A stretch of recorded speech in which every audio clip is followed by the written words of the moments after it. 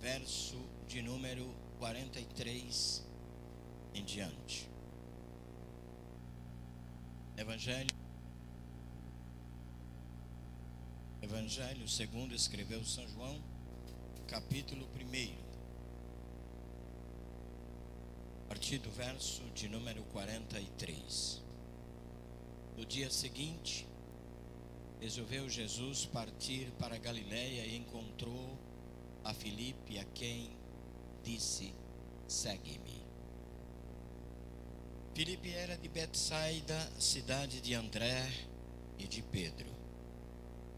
Filipe encontrou Natanael e disse-lhe: achamos aquele de quem Moisés escreveu na lei e a quem se referiram os profetas, Jesus, o Nazareno, filho de José.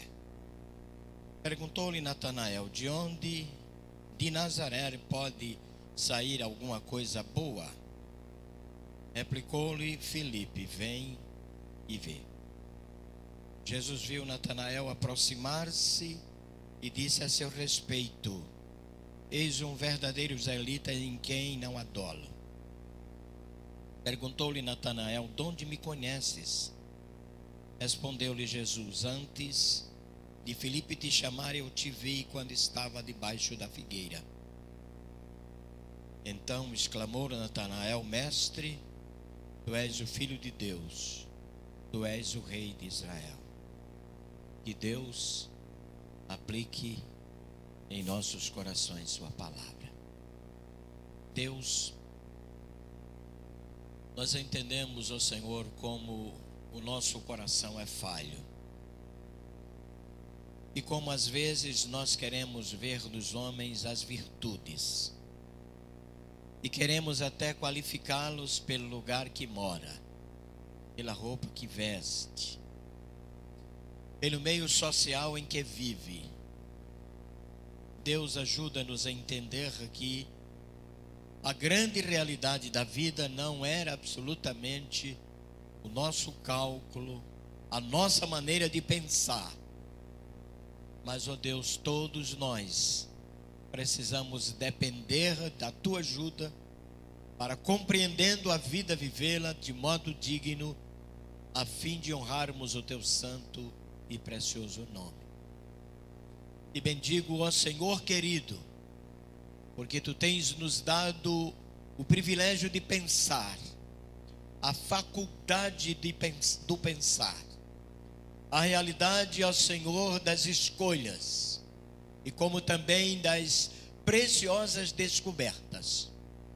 Entregamos-nos nas Tuas mãos nesta noite e Te pedimos: ajuda-nos a entender de fato a vida, não por causa, Senhor, daquilo que acontece, mas por causa das reflexões do Teu santo e poderoso reino, vindo de encontro, Senhor, à nossa história e a tudo quanto é proposta da vida.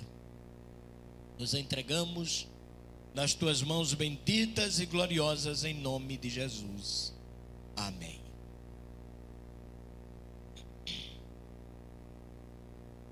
Esta é uma das histórias que muito marca a minha vida.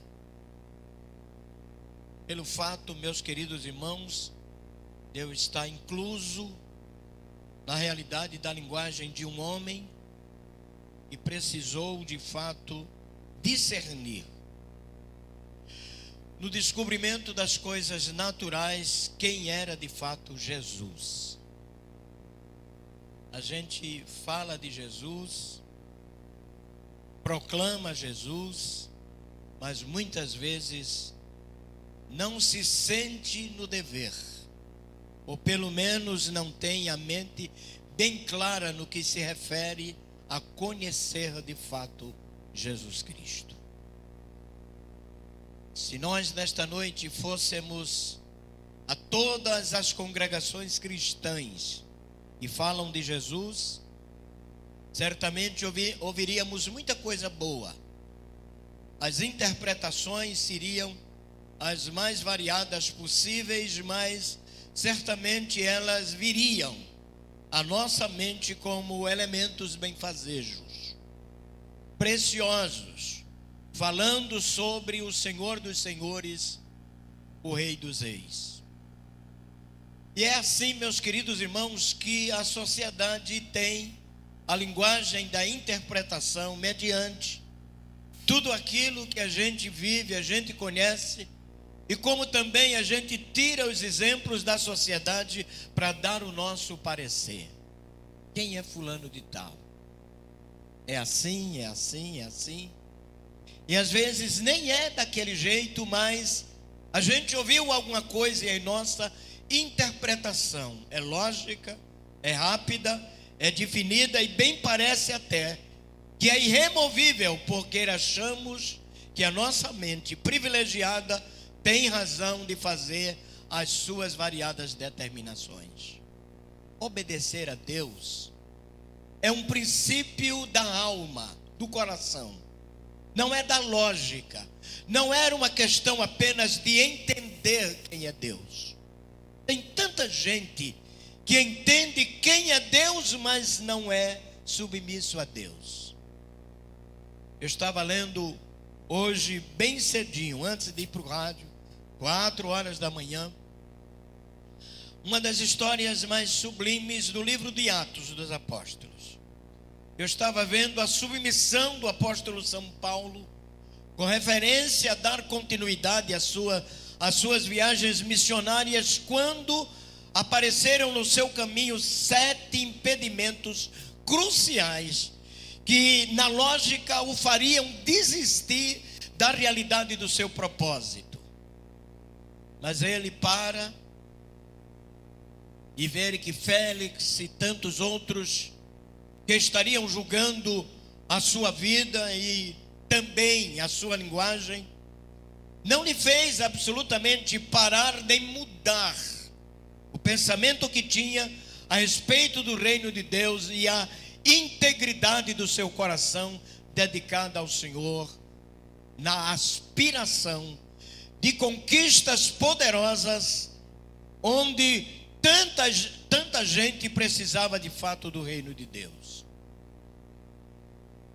Quando eu vi isto, fiquei empolgado por saber, meus amados irmãos, que a grande realidade de Deus, ela de alguma maneira leva-nos a pensar que o elemento chamado submissão, ele traz para o nosso coração um comportamento extremamente novo e nos faz sentir a realidade de Deus, meus amados, dentro de um propósito santo, para que a gente possa adequar as nossas atitudes àquilo que o Senhor quer.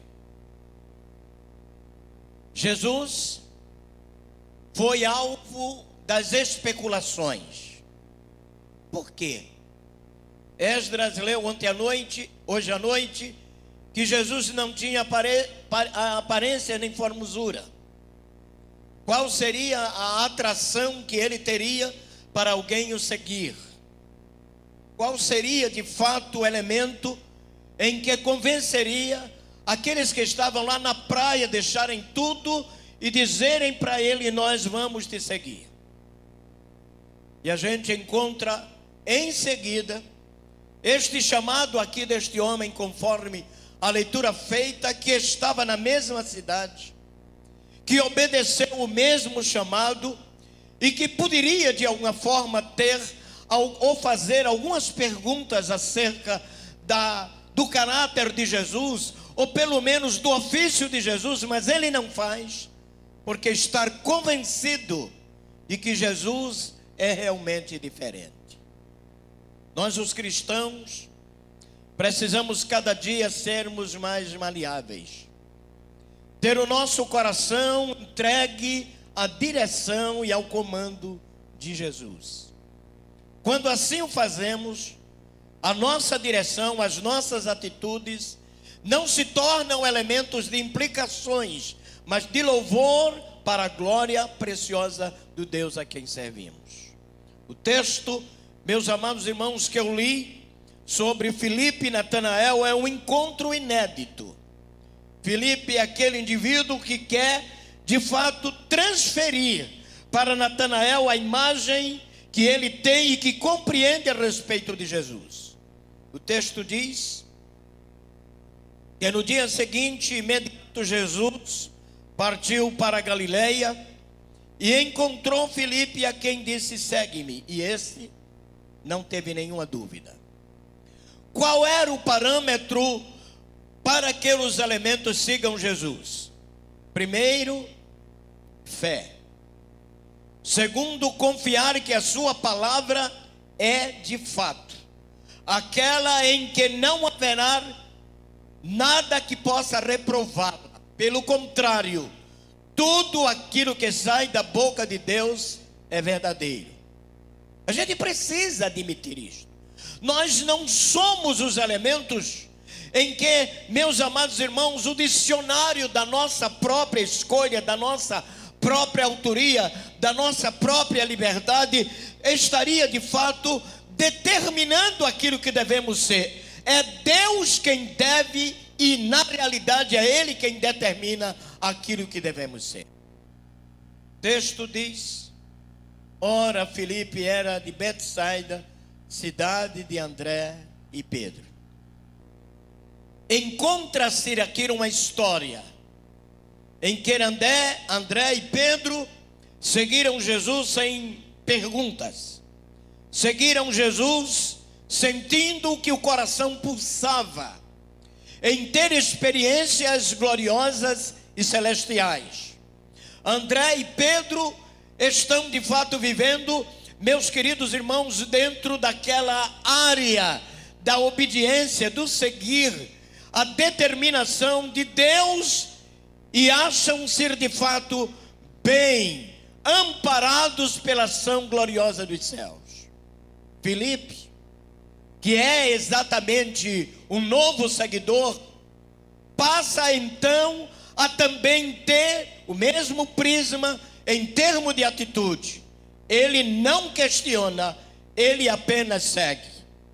Quais as razões para que ele fizesse isso?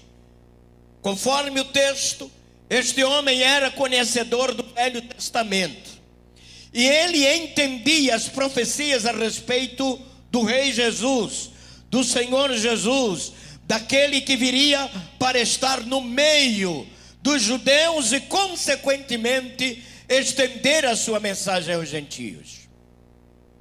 O texto diz que Filipe encontrou Jesus e seguiu. Mas em seguida ele encontra um moço chamado Natanael e diz: eu encontrei aquele que de fato é profetizado a respeito da vida de Israel, como também da redenção das nações. Sabe de uma coisa? Natanael, ele é extraordinário. Ele era o salvador do mundo. Ele tem coisas que nenhum outro homem tem. Além de ser convincente, suas palavras são celestiais, são divinas, extraordinárias, calham-se no coração. A gente se convence da realidade de tudo aquilo que ele nos fala. Este homem é extraordinário. Natanael pergunta a Filipe: de onde é ele? Ele é de Nazaré. Ah, não. Ele diz: não pode ser. Se ele fosse de Jerusalém ou de qualquer outra cidade de destaque do nosso país, até que eu poderia, de alguma maneira, me convencer que ele é de uma potência tão alta, no sentido de convencer alguém que ele poderia de fato trazer mensagens extraordinárias e ser tão sábio que pudesse assim convencer uma pleiade completamente. Qual é o nosso pensamento a respeito de Jesus? A gente vive, ouve, fala e muitas vezes não tem o real conhecimento acerca de Jesus. De onde é ele? De Nazaré. Porventura, lá de Nazaré sairia alguma coisa boa? Esta é uma pergunta que não me deixa absolutamente intrigado com a pergunta. Porque eu entendo que Natanael está se baseando no tamanho da cidade, na cultura da cidade, no comércio da cidade. O reino de Deus não se limita a nada disto. O reino de Deus está acima de tudo isto. O reino de Deus está acima da nossa compreensão. O reino de Deus é este elemento, meus queridos irmãos, que de fato, fulgurantemente ultrapassa todas as barreiras que porventura socialmente a gente queira impregnar. Quando eu vejo a resposta deste homem, ou pelo menos a argumentação deste homem, eu fico, meus irmãos, pensando que de alguma maneira ele diz a Filipe: olha, não adianta argumentar, porque lá de Nazaré não pode sair nada bom. Eu olho para Campina Grande e olho para Cochichola. E quem conhece aqui Cochichola sabe que é bem pequenininha. Mas eu conheci um homem daquela cidade extraordinário. Eu olho para Campina Grande e olho para Boqueirão, que também não é tão grande assim. Na cidade de Boqueirão saiu um dos mais preciosos evangelistas da Paraíba, e eu diria do Brasil. Aquele homem não aprendeu a ler, não tinha cultura, ele nunca foi numa escola, mas se tornou um dos maiores evangelistas, um dos maiores pregadores desta nação. De onde é Jesus? É de Nazaré? É sim. Não pode ser. Toda referência extraordinária que você fez acerca dele não pode ser, porque ele é de Nazaré, e de Nazaré sai alguma coisa boa.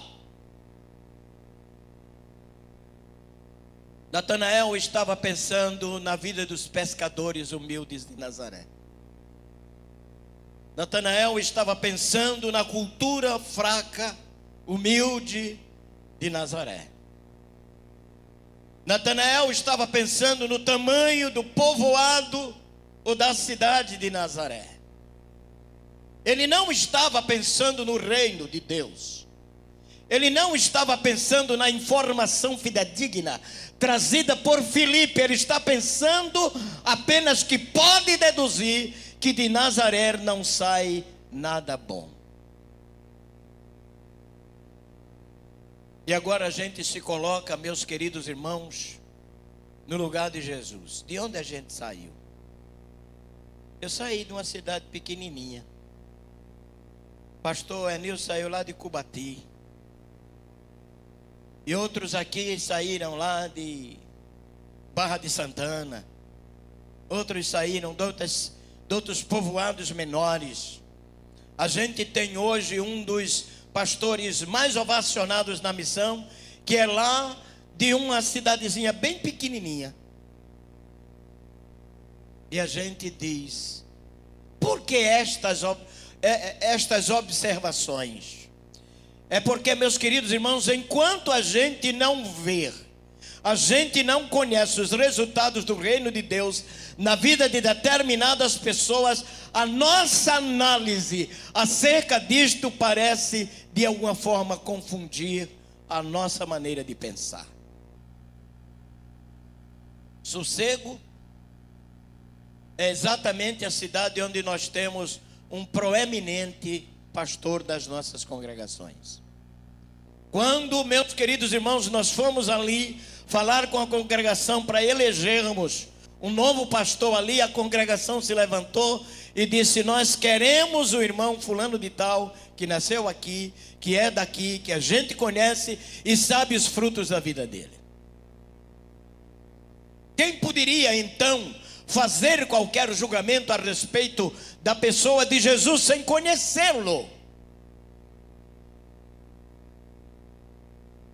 A gente entende que é exatamente a nossa maneira de divagar, ir muito longe, de pensar, de inquirir.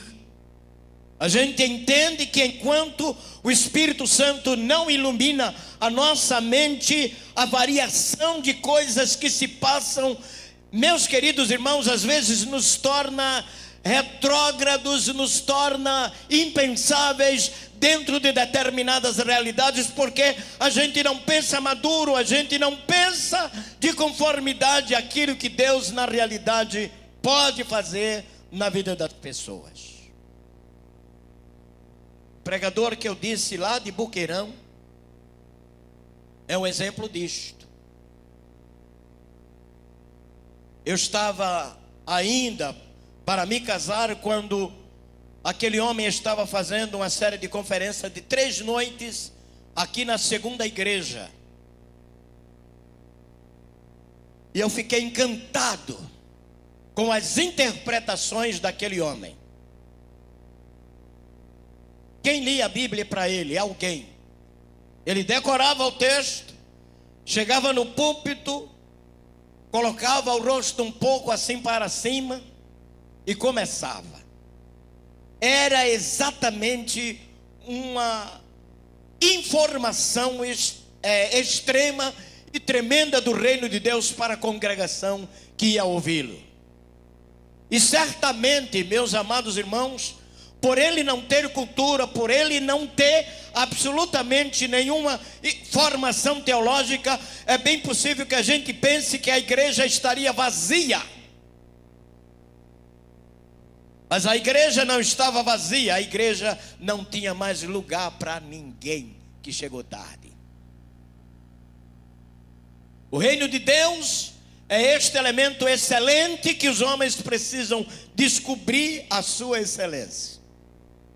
O reino de Deus é este elemento glorioso que nós precisamos cada dia descobrir a maneira como ele nos beneficia. Como o reino de Deus é glorioso para guardar o nosso coração diante desta geração perversa. Qual é a informação aqui da Bíblia? O texto diz: Filipe encontrou Natanael e disse-lhe: achamos aquele de quem Moisés escreveu na lei, a quem se referiram os profetas, Jesus o Nazareno, filho de José. E quando Filipe disse filho de José, parece até que a resistência de Natanael aumentou, porque José era um simples carpinteiro. José não era prefeito de Nazaré, era um carpinteiro. Jesus certamente não era o adolescente tão influente, porque de alguma forma aqueles que conviviam com ele consideravam apenas o seu meio, a profissão em que ele acompanha o pai para abençoar a família. Não discrimine ninguém. Não torne a sua visão aquele elemento em que é determinante simplesmente por causa do meio, quem sabe alguma frase, algum tipo de atitude que você não gostou ou não viu com bons olhos. Lembre-se que o comando das coisas boas está nas mãos de Deus. É Ele quem realiza. Pare para pensar. Mas o texto ainda diz: perguntou-lhe Natanael: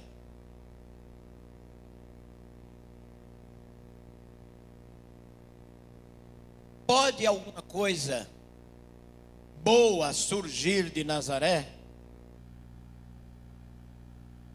Meus irmãos, não existe resposta bem longa e adequada para quem tem dúvidas, para quem é crítico, para quem não analisa bem as coisas. O melhor é pedir a Deus uma só palavra e basta.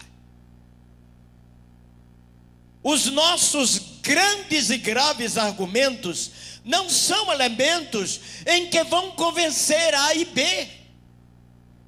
O que é que Felipe responde? Se você tem dúvida que sai alguma coisa boa de Nazaré, venha e veja.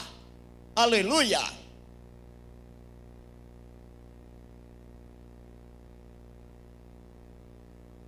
Quando você chega, então você vai exatamente estar se deparando com as realizações para que você tenha as suas reais impressões.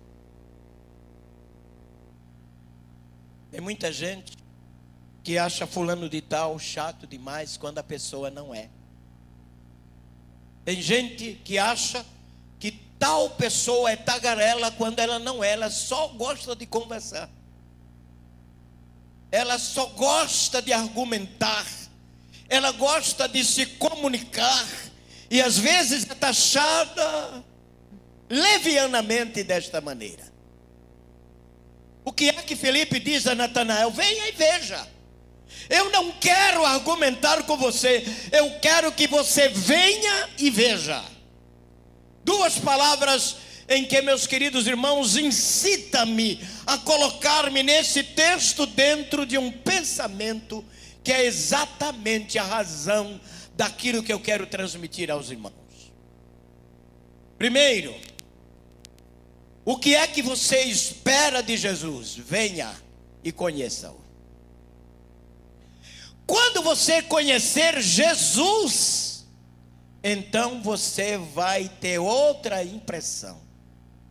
Você vai entender que vida de crente não é brincadeira. Você vai entender que vida de crente é vida sadia, é vida de fé, é vida de comunicação, de relação com o reino de Deus. É vida em que a gente deixa a prática inútil de sermos independentes para sermos dependentes dele. Glórias sejam dadas ao seu santo nome. Quando isto acontece, não deve acontecer por um momento. Não deve absolutamente ser um elemento efervescente, instantâneo. O texto está dizendo: venha. Quando a gente chega, quando a gente se aproxima, quando a gente conhece, quando exprimimos a razão daquilo que está acontecendo, naquele que nós temos as interrogações ou dúvidas, então tudo vai funcionar de maneira diferente. Quando a gente só conhece Jesus de nome ou de tradição, porque nascemos num lar que já tinha religião, porque nascemos num lar que era de crentes, mas não temos experiência de estar perto dele, de chegar onde ele está e de viver com ele, é diferente.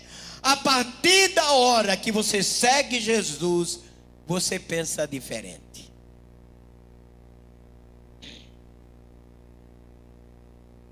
Eu vivi numa família muito tradicional.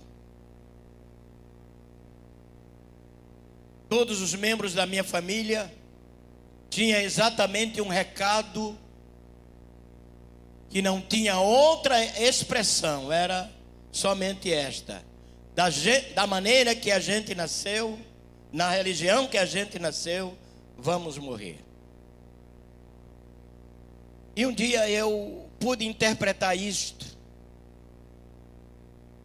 e certamente seria uma morte drástica, porque eles conheciam o nome de Deus, falavam muito no nome de Deus, colocavam suas vidas, às vezes em determinadas práticas em nome de Deus, mas não conheciam Jesus Cristo como Salvador. Meus senhores, meus irmãos e irmãs em Jesus, quando a gente conhece Jesus, as blindagens, as paredes, as dificuldades que a gente tem para acreditar no reino e vivê-lo, estas coisas caem por terra.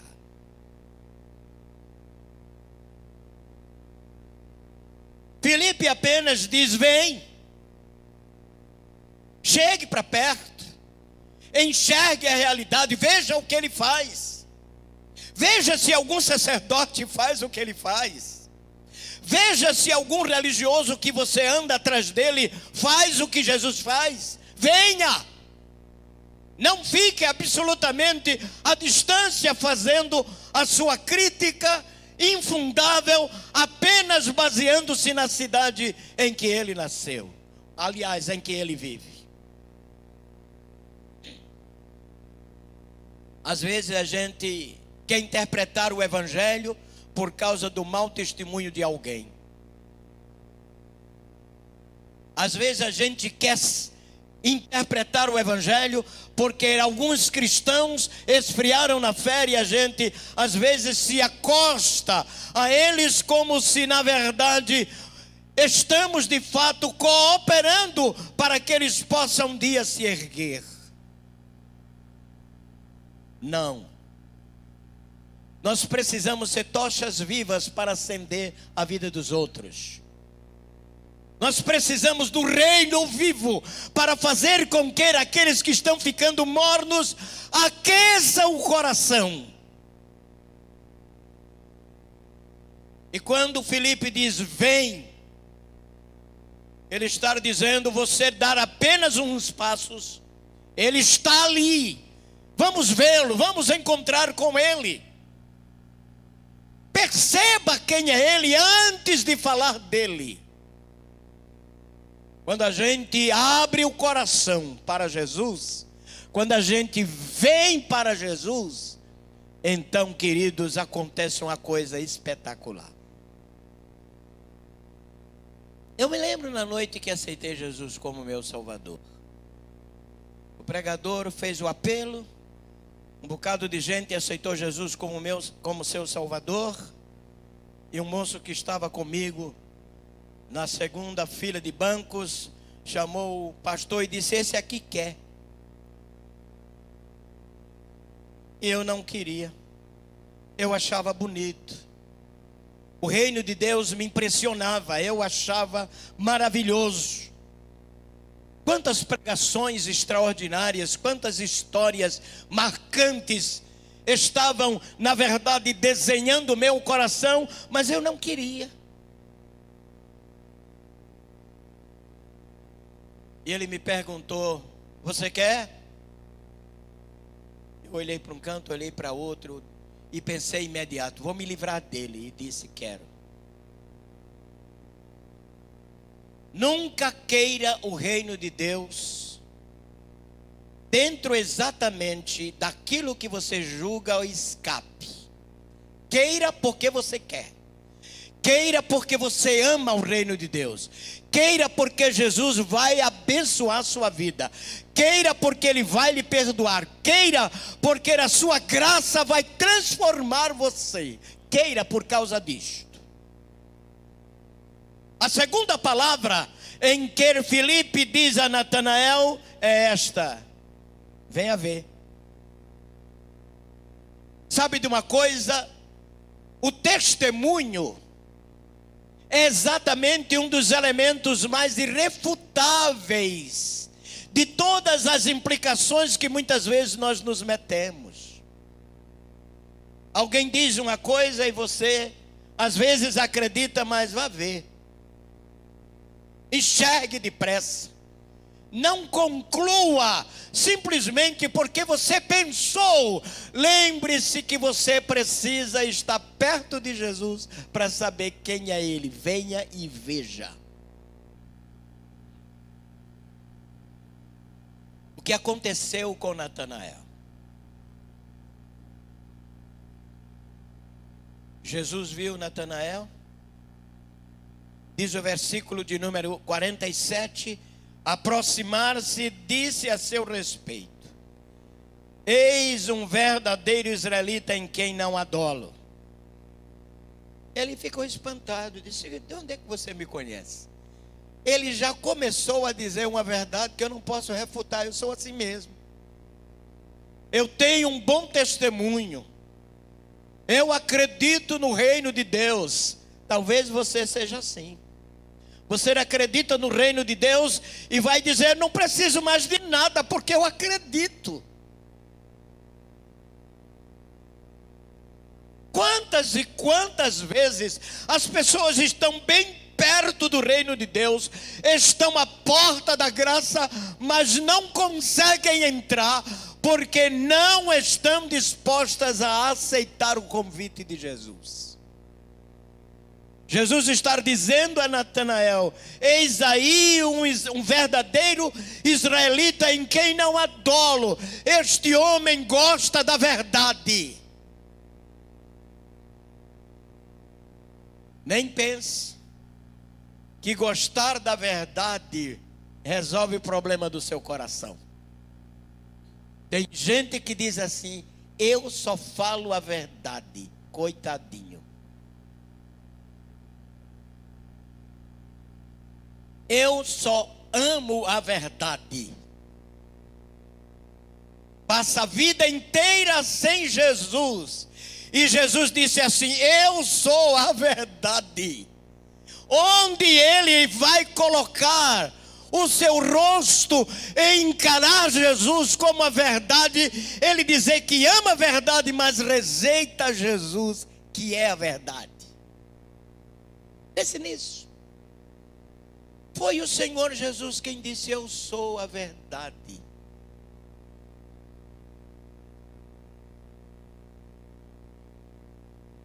Não divague, não pense demais, não escolha descaminhos, não vá exatamente pela lógica. Abra o coração e lembre-se que Deus quer salvar a sua vida.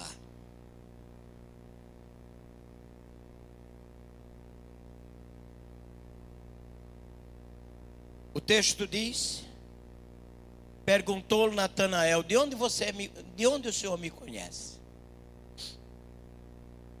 Nem pergunte isso a Deus, porque Ele conhece você antes de você nascer.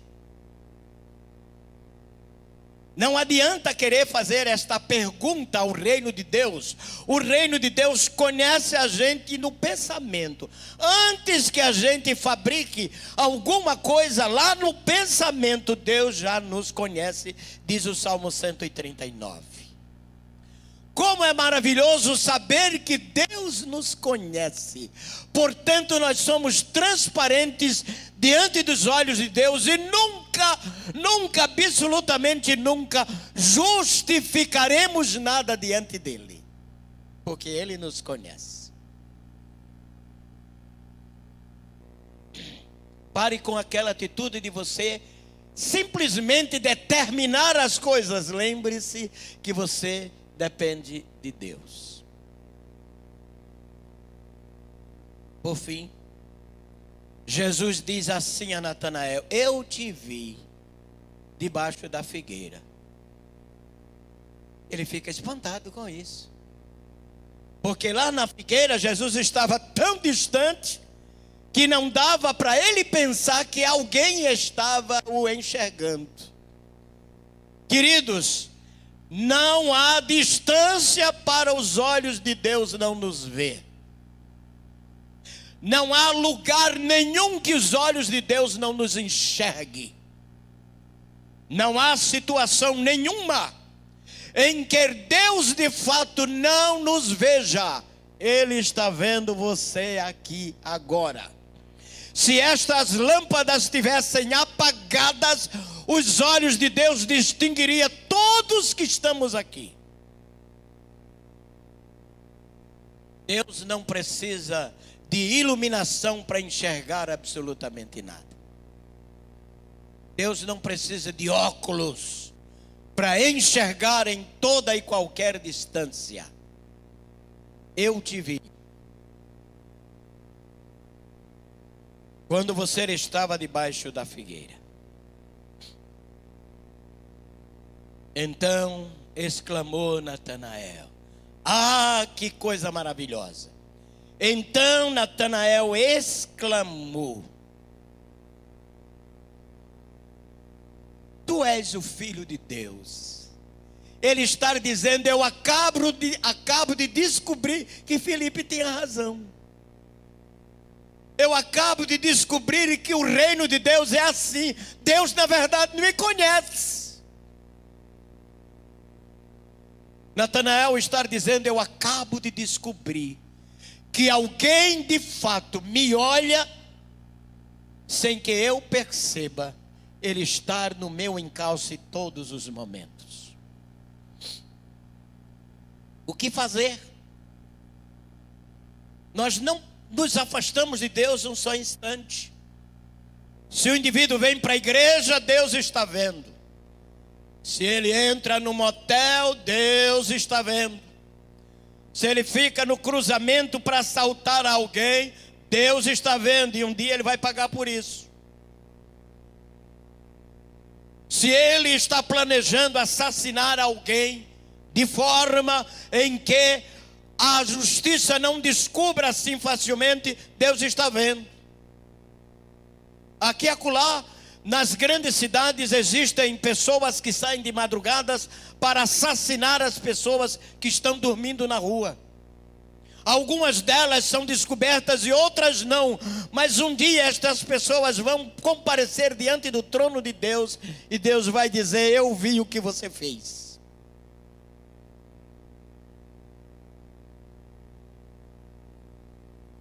Mestre, tu és o Filho de Deus. Último reconhecimento: tu és o Rei de Israel. Duas coisas para encerrar. A primeira delas é quando a gente descobre que Deus nos descobriu, quando a gente entende que Deus nos olha, quando a gente se convence que é melhor estar na companhia de Deus do que fazer parte da melhor sociedade do mundo, aí a gente se entrega a Ele. Porque Jesus disse: este homem cujo coração não tem dolo. Aí a gente diz: Jesus elogiou Natanael, mas também disse para ele: você precisa descobrir quem eu sou. Eu sei, Natanael, quem você é. Deus sabe, senhor, senhora, quem você é. Esteja vivendo uma vida limpa, abençoada, uma vida pura, uma vida da melhor maneira possível. Deus vê, e se não está, também Deus te conhece. Finalmente, sabe quem precisa de Deus? Aquele indivíduo que o coração não tinha dolo. Aquele indivíduo que julgou, desculpem, que julgou que lá de Nazaré não saía coisa boa. Quem sabe o orgulho dele estar dizendo: eu moro em outro lugar. No lugar em que eu moro tem coisas que Filipe disse, mas em Nazaré não tem. Aí Jesus diz: tem sim, eu vim de lá. Tem sim. E a Bíblia diz, meus queridos irmãos, que Natanael passou a ver aquilo que Jesus fazia, se tornou o exímio discípulo do Senhor Jesus. Seja o teu coração assim como o de Natanael. Dedique-se a Jesus. Se você tem alguma dúvida, exponha. Se você quer fazer alguma análise, alguma crítica, faça. Mas Jesus não deixará de ser santo, santo, santo, santo, santo, santo, santo. Jesus não deixará de ser o único Salvador. Jesus não deixará de ser o Filho de Deus, o Rei dos Reis. Deus nos abençoe.